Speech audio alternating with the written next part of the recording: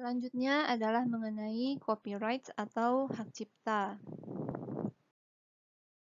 Hak cipta adalah bentuk perlindungan yang tersedia bagi pencipta karya seni, musik, dan sastra seperti buku, film, program perangkat lunak, lagu, atau lukisan. Hak cipta memberikan pemegang hak cipta tersebut sebuah hak eksklusif untuk mempublikasikan, mereproduksi, mendistribusikan, melakukan, atau menampilkan karya.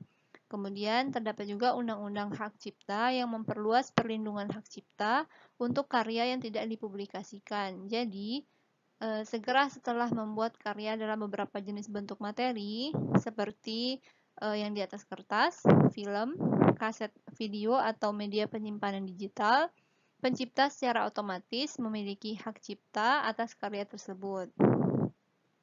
Akibatnya, pencipta berhak atas perlindungan hak cipta atas karya tersebut dan berhak membuat pernyataan seperti yang ditampilkan pada gambar di bawah ini.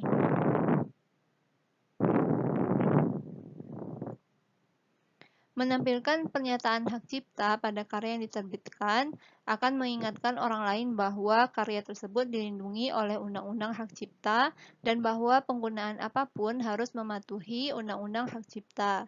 Hanya pembuat karya atau orang-orang yang berada di dalam lingkup pekerjaan tersebut yang berhak mengklaim hak cipta dari karya tersebut. Siapapun yang ingin menggunakan materi berhak cipta harus terlebih dahulu menggunakan atau mendapatkan izin dari pemegang hak cipta tersebut dan membayar biaya jika diperlukan. Satu pengecualian adalah konsep hukum penggunaan yang wajar atau fair use yang mengizinkan penggandaan terbatas dan penggunaan sebagian materi yang berhak cipta untuk tujuan tertentu, seperti kritik, komentar, pelaporan berita, pengajaran, dan penelitian. Misalnya, seorang guru secara legal dapat membacakan puisi yang berhak cipta untuk dijadikan sebagai bahan diskusi di depan kelas. Atau kru film atau kru berita dapat merekam sebagian kecil dari sebuah lagu di sebuah konser untuk disertakan dalam laporan berita dari konser tersebut. Hak cipta berlaku untuk karya yang diterbitkan dan tidak dipublikasikan dan tetap berlaku hingga 70 tahun setelah kematian dari pencipta. Hak cipta atas karya yang didaftarkan oleh organisasi atau sebagai karya anonim berlaku hingga 95 tahun terakhir sejak tanggal dipublikasikan atau 120 tahun sejak tanggal pembuatan. Salah satu masalah yang muncul adalah hak perhentian atau penghentian yang diberikan kepada musisi dan penulis lagu dalam Undang-Undang Hak Cipta. Jika mereka awalnya memberikan hak cipta musik mereka kepada penerbit, mereka dapat meminta hak tersebut kembali setelah 35 tahun. Selanjutnya adalah mengenai digital watermarks. Penting untuk disadari bahwa membeli barang berhak cipta seperti buku, lukisan, atau film tidak mengubah perlindungan hak cipta yang diberikan kepada pembuat barang tersebut.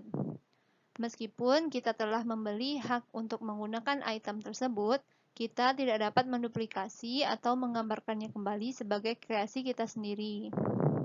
Beberapa masalah pelanggaran hak cipta yang paling banyak adalah dipublikasikan saat ini berpusat pada individu yang secara ilegal mendistribusikan konten yang dilindungi oleh hak cipta, terutama musik, film, dan e-book melalui internet. Untuk melindungi hak tersebut, beberapa pembuat konten digital seperti karya seni, musik, foto, dan film menggunakan tanda digital watermarks, perubahan yang halus pada konten digital yang tidak terlihat saat karya dilihat atau diputar, tetapi mengidentifikasikan pemegang dari hak cipta. Misalnya, tanda digital watermarks untuk suatu gambar mungkin terdiri dari sedikit perubahan pada kecerahan pola piksel tertentu yang tidak terlihat oleh orang tetapi mudah dibaca oleh sebuah perangkat lunak. Digital watermarks juga dapat dibuat terlihat jika diinginkan, seperti menambahkan nama perusahaan atau URL situs web ke foto yang diposting online, atau untuk memberitahu individu bahwa foto tersebut memiliki hak cipta dan tidak boleh digunakan di tempat lain. Digital watermarks dapat ditambahkan ke gambar, musik, video, acara TV, e-book, dan konten digital lainnya yang ditemukan secara online atau didistribusikan dalam bentuk digital untuk mengidentifikasi pemegang hak cipta mereka, distributor resmi mereka, dan informasi penting lainnya. Digital watermarks biasanya ditambahkan dengan perangkat lunak dan biasanya tidak terlihat sampai dibaca dengan perangkat lunak tertentu yang sesuai, misalnya Adobe Photoshop. Tujuan dari watermarks digital ini adalah untuk memberi konten digital identitas unik yang tetap utuh bahkan jika karya tersebut disalin, diedit, dikompres, atau dimanipulasi.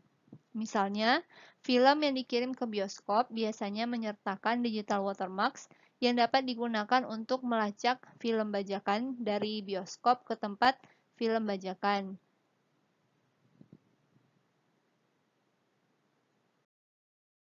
Alat perlindungan hak lain yang digunakan dalam konten digital adalah perangkat lunak manajemen hak digital atau Digital Right Management Software atau DRM. Perangkat lunak DRM ini digunakan untuk mengontrol penggunaan sebuah karya. Misalnya, perangkat lunak DRM yang digunakan bersama dengan dokumen bisnis atau manajemen hak perusahaan dapat melindungi dokumen bisnis tersebut yang sensitif dengan mengontrol penggunaan dokumen tersebut, seperti dengan membatasi siapa yang dapat melihat, mencetak, atau menyalinnya. Perangkat lunak DRM yang digunakan dalam konten digital seperti film, e-book, dan musik yang diunduh atau di-streaming melalui internet dapat mengontrol apakah file yang diunduh dapat disalin ke perangkat lain, serta membuat film video on demand atau e-book yang disewa tidak dapat dilihat setelah masa sewa berakhir.